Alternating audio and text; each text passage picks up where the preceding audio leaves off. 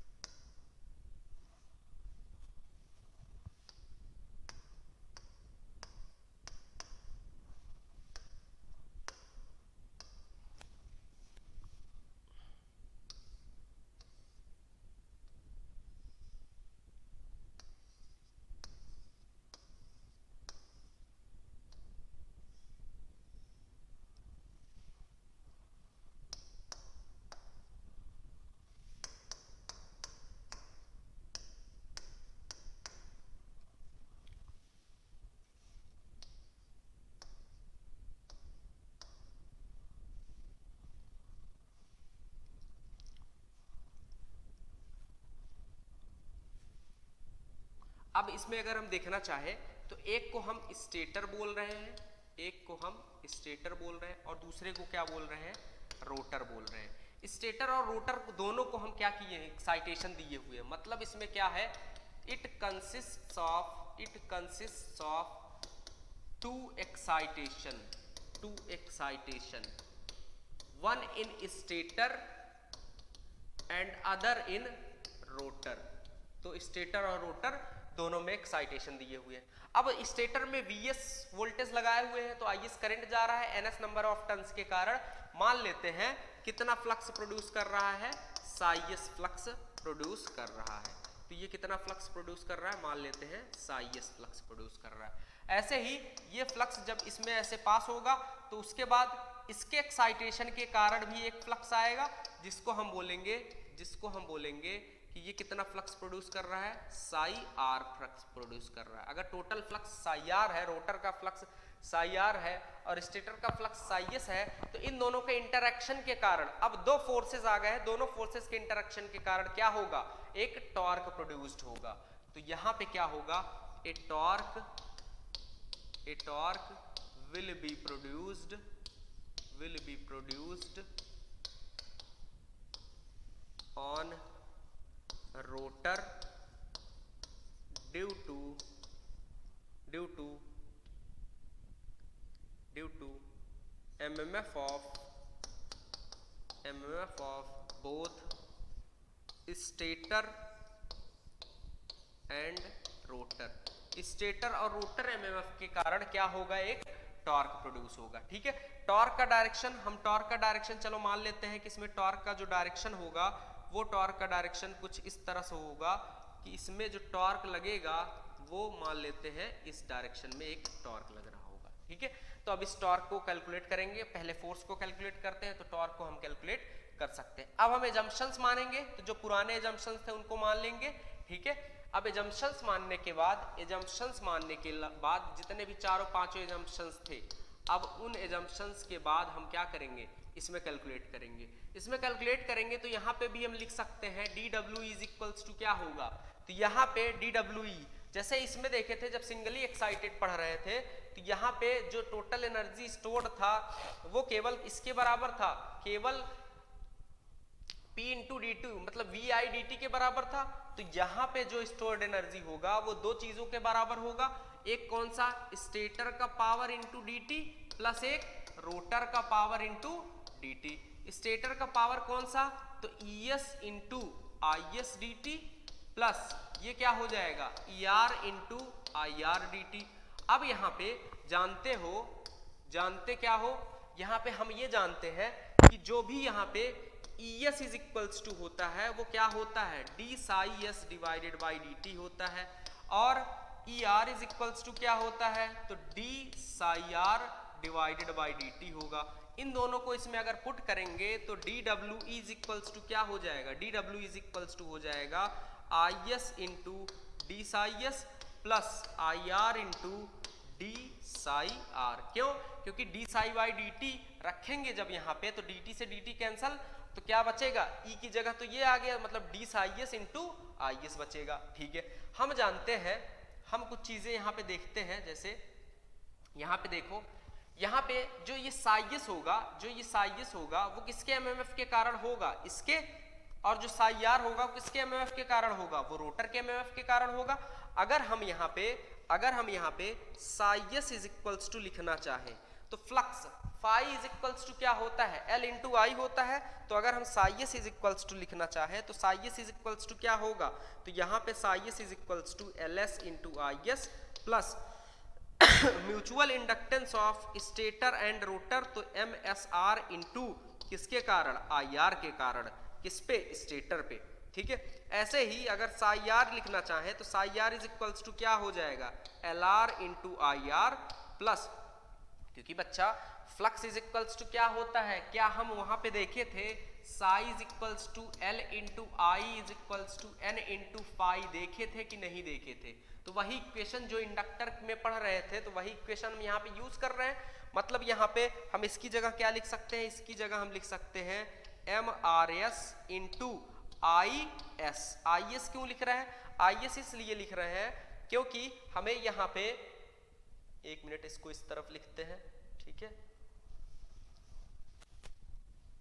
इसको हम थोड़ा सा इस तरफ लिखते हैं। ठीक है, ये इक्वेशन यूज कर रहे हैं। अब इसको थोड़ा सा यहाँ पे psi R is equals to लिखे, psi R is equals to L R into I R, psi is equals to L into I. Stator का लिख रहे हैं तो स्टेटर का, रोटर का लिख रहे हैं तो रोटर का। चलो ठीक है, अब इसके बाद plus M into R S, stator का रोटर पे इफेक्ट, मतलब स्टेटर के कारण रोटर पे म्यूचुअल इंडक्टेंस। ठीक है, इंटू किसके कारण, स्टेटर के कारण, तो इंटू आई एस। मतलब ये क्या है, यहाँ पे एम क्या है, यहाँ पे एम म्यूचुअल इंडक्टेंस है, एल क्या है, सेल्फ इंडक्टेंस। अब एल एस लिखा हुआ है तो self inductance of stator, I S stator current. ठीक है, तो हर एक चीज को चलो मेंशन कर दिया जाए, एक बार हर एक चीज को हम मेंशन कर देते हैं। आगे कंप्लीट करने के बाद एक बार मेंशन कर लिया जाएगा। ठीक है, चलो यहाँ पे अब I S into D psi S की जगह क्या लिखेंगे, L S into I S plus M S R into I R plus I R into इसकी जगह L R into I R plus M R S into I S. ठीक है, ये लिखेंगे। अब हम जानते हैं कि जो म्यूचुअल इंडक्टेंस होगा, जो भी म्यूचुअल इंडक्टेंस होगा वो स्टेटर का रोटर पे असर या फिर रोटर का स्टेटर पे असर, तो दोनों क्या होगा, दोनों हमेशा सेम होगा। क्योंकि ये डेरिवेशन हम वहां पे भी फॉलो किए थे जब डबल कॉइल लेके चले थे, तो m is equals to k under root L1 L2, तो वहां भी फॉलो किए थे। अब इसको हम क्या मान लेते हैं, m मान लेते हैं। ठीक है, चलो यहाँ पे m क्या है, यहाँ पे m है mutual inductance,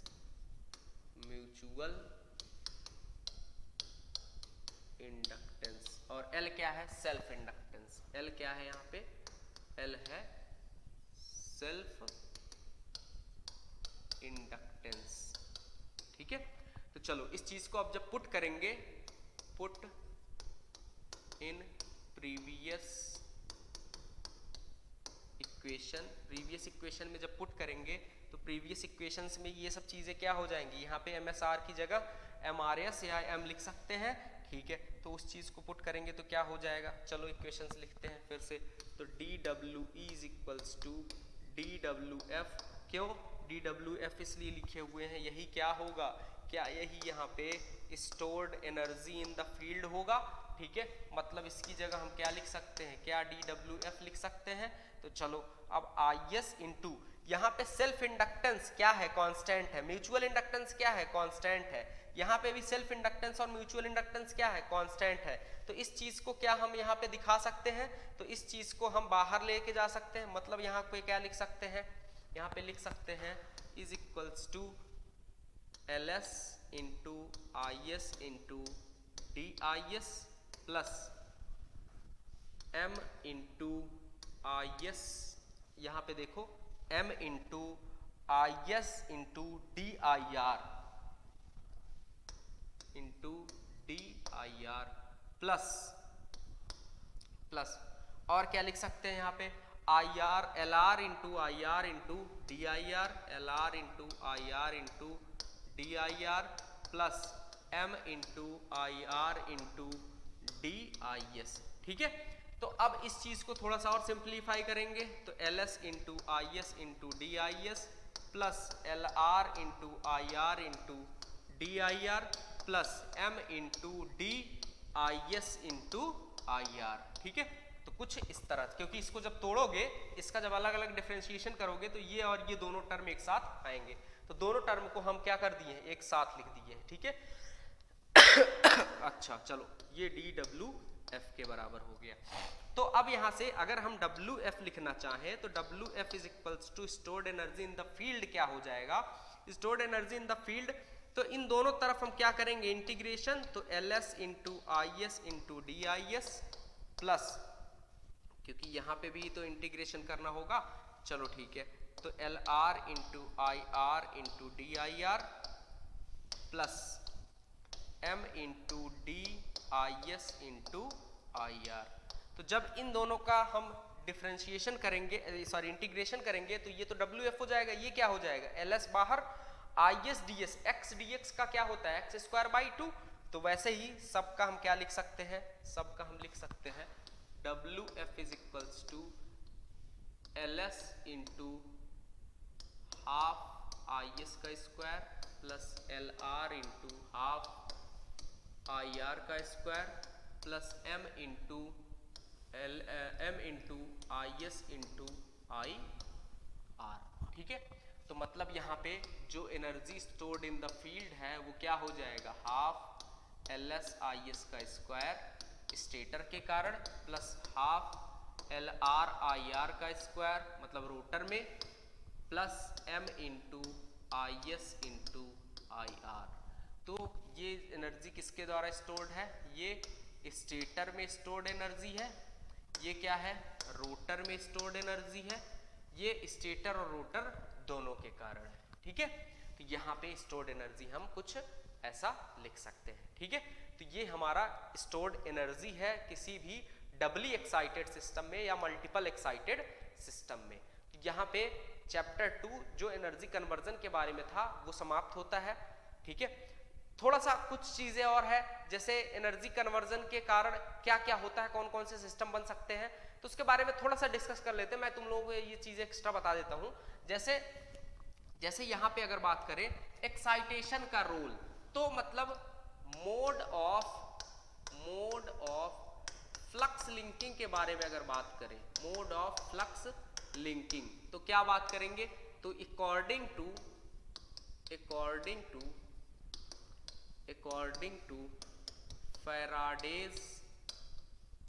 Faraday's law of electromagnetic induction, that is E is equals to d psi by dt, इसके कारण बात करेंगे। इसके कारण पहला केस, चलो पहला केस लेते हैं कि कंडक्टर को हम स्टेशनरी पार्ट पे रखते हैं और फ्लक्स मतलब फील्ड को हम रोटेटिंग पार्ट पे रखते हैं, ठीक है। अब ये फ्लक्स और कंडक्टर क्या क्या चीजें हैं, तो जैसे एक रोटेटिंग पार्ट है और एक स्टेशनरी पार्ट है। अब हम क्या करे हुए हैं, तो यहां पे बेस पे स्टेटर रखा हुआ है तो बाहर वाला पार्ट क्या है, स्टेटर है, अंदर वाला पार्ट क्या है, रोटर है। ठीक है, अब इसमें हम क्या किए हुए हैं, कंडक्टर को स्टेशनरी पार्ट पे, मतलब यहाँ पे क्या रखे हुए, एक कंडक्टर को रख दिए। ठीक है, यहाँ पे एक कंडक्टर को रख दिए हैं। फ्लक्स को किस पे रखे हुए, फ्लक्स को रोटेटिंग पार्ट पे, मतलब यहाँ पे क्या लगा दिए हैं, यहाँ पे हम एक मैग्नेट को लगा दिए। तो ये नॉर्थ पोल, ये साउथ पोल, नॉर्थ से साउथ की तरफ क्या होंगी, magnetic lines of force flow करेंगे। इसका मतलब क्या होगा, ये रोटर, ये जो रोटर है ये क्या कर रहा होगा, ये रोटर इस डायरेक्शन में n स्पीड से, n आरपीएम से रिवॉल्व कर रहा होगा।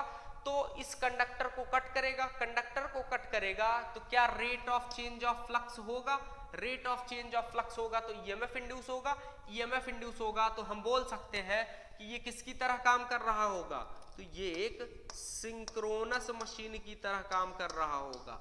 मतलब हमने एक क्या बना दिया है, हमने एक अल्टरनेटर बना दिया है। अल्टरनेटर पे क्या होता है, अल्टरनेटर पे हमेशा फील्ड वाइंडिंग रोटर्स पे होती है और आर्मेचर वाइंडिंग किस पे होता है, स्टेटर पे। ये जो फ्लक्स क्रिएट करे हो अगर रोटेटिंग पार्ट पे है और कंडक्टर स्टेशनरी पार्ट पे है तो रिलेटिव मोशन तो इनके बीच में पहले से ही प्रेजेंट है। तो क्या rate of change of flux कराने के लिए हमें एसी सप्लाई देना होगा, मतलब फ्लक्स जो बना रहे हो ये किससे बनाते हो, क्या ये फील्ड वाइंडिंग से बनाते हो, फील्ड वाइंडिंग में क्या प्रेफर करते हो, फील्ड वाइंडिंग में हम प्रेफर करते हैं इलेक्ट्रोमैग्नेट, फील्ड वाइंडिंग में क्या प्रेफर करते हैं, इलेक्ट्रोमैग्नेट से बनाते हैं। अब इस इलेक्ट्रोमैग्नेट को यूज करो या फिर परमानेंट मैग्नेट को। इलेक्ट्रोमैग्नेट क्या होता है, वेरिएबल सोर्स ऑफ फ्लक्स होता है, मतलब फ्लक्स का वैल्यू हम अपने हिसाब से एडजस्ट कर सकते हैं। लेकिन परमानेंट मैग्नेट जो नेचुरल मैग्नेट होते हैं उसमें फ्लक्स का वैल्यू क्या होगा, फिक्स होगा। तो इसलिए इलेक्ट्रोमैग्नेट अगर प्रेफर करोगे तो उसमें से कौन सा इलेक्ट्रोमैग्नेट, विथ एसी सप्लाई या विथ डीसी सप्लाई, तो with DC supply, that is time in varying flux, time in varying मतलब टाइम के साथ फ्लक्स चेंज नहीं होगा। क्यों, क्योंकि रिलेटिव मोशन है तो rate of change of flux तो रिलेटिव मोशन के कारण आ रहा है। तो सप्लाई का जरूरत नहीं, सप्लाई तुमको क्या देना हो, एसी, तो सप्लाई डीसी भी दे सकते हो, किसमें, सिंक्रोनस मशीन्स में। मतलब जब अल्टरनेटर बना रहे होगे तो उसमें जो फ्लक्स होगा, जो फील्ड वाइंडिंग होगा उसको किससे कनेक्ट करोगे, एक डीसी बैटरी से कनेक्ट करोगे। ठीक है, तो ऐसे ही चलो दूसरा सिस्टम, दूसरा सिस्टम कैसा बनाएंगे, अब कंडक्टर को स्टेशनरी पे रखे थे तो कंडक्टर को रोटेटिंग पे रख दो, फ्लक्स को रोटेटिंग पे रखे थे तो फ्लक्स को स्टेशनरी पे रख दो। दूसरा सिस्टम हम बनाते हैं, दूसरे सिस्टम में जो कंडक्टर होगा, अब उस कंडक्टर को हम किस पे रखेंगे, रोटेटिंग पार्ट पे रखेंगे। कंडक्टर को अगर रोटेटिंग पार्ट पे रखे हो तो फ्लक्स को किस पे रखो, फ्लक्स को स्टेशनरी पार्ट पे रख देते हैं। फ्लक्स को अब स्टेशनरी, कंडक्टर को रोटेटिंग, तो इसका मतलब क्या हुआ, इसका मतलब ये हुआ कि एक चीज रोटर पे रखा हुआ है तो दूसरा चीज किस पे रखे हुए हैं, स्टेटर पे। रोटर पे क्या रखे हुए हैं, कंडक्टर को रखे हुए हैं, रोटर पे कंडक्टर है तो इस पे क्या है, तो इस पे हमारा फील्ड है। मतलब नॉर्थ और साउथ पोल किस पे है, नॉर्थ और साउथ पोल स्टेटर पे है। अब हम क्या करेंगे, यहां से यहां पे फ्लक्स लाइंस आएंगी, फ्लक्स लाइंस आएंगी तो ये क्या करेंगी, ये कंडक्टर को कट करेंगी, कंडक्टर को कट करेंगी तो क्या यहाँ पे EMF E is equals to D psi by D T relative speed के कारण आ जा रहा है। अगर इन दोनों के बीच रिलेटिव स्पीड प्रेजेंट है, रिलेटिव स्पीड प्रेजेंट है तो हम क्या बोल सकते हैं, तो हम ये बोल सकते हैं कि जो फ्लक्स होगा वो फिर से क्या होना चाहिए, फिर से फील्ड वाइंडिंग जो हमारा होगा, फील्ड वाइंडिंग, वो तो इलेक्ट्रोमैग्नेट यूज करोगे, लेकिन कौन सा इलेक्ट्रोमैग्नेट, इलेक्ट्रोमैग्नेट ऐसा जो कि क्या कर रहा हो, जो कि डीसी सप्लाई से कनेक्टेड हो। डीसी सप्लाई से क्यों, क्योंकि टाइम इन वेरिइंग चाहिए, टाइम इन वेरिइंग क्यों, क्योंकि टाइम के साथ फ्लक्स हमारा पहले से ही वेरी हो रहा है, rate of change of flux इस रिलेटिव स्पीड के कारण पहले से आ रहा है। इसलिए जो फील्ड वाइंडिंग होना चाहिए उसमें क्या कनेक्ट करना होगा हमें, डीसी। ठीक है, और इसको यूज कहाँ करते हैं, इसको हम यूज करते हैं डीसी मशीन्स में। तो ये जो कॉम्बिनेशन अभी हम पढ़े हैं इसको हम कहाँ यूज करेंगे, सारे डीसी मशीन्स में यूज करेंगे। ठीक है, चलो नेक्स्ट कॉम्बिनेशन। अब दोनों को, एक बार रोटेटिंग स्टेशनरी कर रहे थे, अब दोनों को हम क्या कर देते हैं, दोनों को स्टेशनरी कर देते हैं। मतलब तीसरा कॉम्बिनेशन हमारे पास है कि जब कंडक्टर को हम स्टेशनरी पार्ट पे और फ्लक्स को भी हम किस पे रखे हुए हैं, फ्लक्स को भी हम स्टेशनरी बना दिए हैं। अब जब कंडक्टर और फ्लक्स दोनों को स्टेशनरी बना दिए हो, तब क्या होगा, तब क्या इन दोनों के बीच रिलेटिव स्पीड होगा, नहीं। अगर इन दोनों के बीच कोई रिलेटिव स्पीड नहीं है, कोई रिलेटिव स्पीड नहीं है, तो E is equals to D psi by D T कराने के लिए क्या करना होगा, तो चलो देख लेते हैं। E is equals to D psi by D T कराने के लिए, जैसे मान लो हमारे पास यहाँ पे एक कोर है, कोर में क्या होगा, यहाँ पे वाइंडिंग्स होंगी, यहाँ पे वाइंडिंग्स होंगी, ठीक है। ट्रांसफार्मर में दोनों तरफ वाइंडिंग्स होता है, तो दोनों तरफ से वाइंडिंग होगा, चलो ठीक है। अब इसमें तुम सप्लाई वोल्टेज V प्रोवाइड किए, तो करंट आई गया, करंट आई गया तो इसमें n नंबर ऑफ टर्न्स के कारण क्या आएगा, n नंबर ऑफ टर्न्स के कारण 5 फ्लक्स आएगा, तो इसमें n नंबर ऑफ टर्न्स के कारण क्या हो जाएगा, n नंबर ऑफ टर्न्स के कारण 5 फ्लक्स आ जाएगा। तो अब क्या होगा, अब ये 5 फ्लक्स इस कंडक्टर को कट कर रहा होगा।